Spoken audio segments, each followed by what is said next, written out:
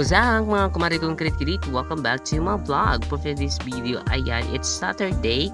So meron kaagad pumasok na 3 client. Isang mag-ina, tapos ito yung sa gitna na ginagawa na jowa is from Barangay Tagpait yan mga kumari kong kirit-kirit.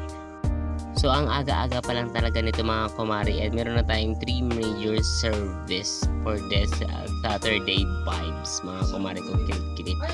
Yung sa dulo, ayun siya, i-revamp with highlights. Tapos yung ginagawa nito na jowa is Caravan Brazilian Botox. And then yung mahabang buhok kanina na ginagawa ni ate is revamp with treatment mga kumari kong kirit, diba? So this is the time na busy na sila sa pag-a-apply ng kanilang mga gamot sa kanilang mga client for this video mga kumari kong kirit-kirit.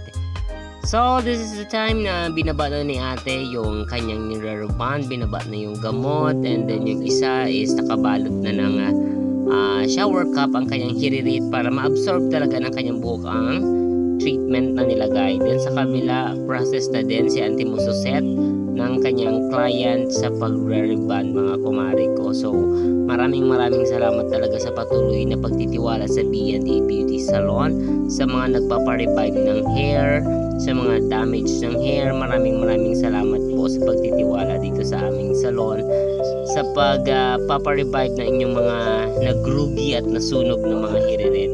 And ito na po ang final result ng rebond with highlights natin mga kumari. As you can see, straight, silky, and straight na talaga siya dahil. Ulit tayo sa straight, ano po.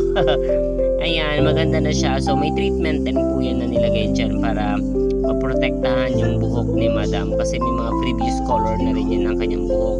Siguro mga 3 to 5 inch na ang regrowth part ng kanyang buhok, kaya nag-decide din na i-rebond and go tayo sa highlights sa gusto ni madam mga kumari kong kirit-kirit.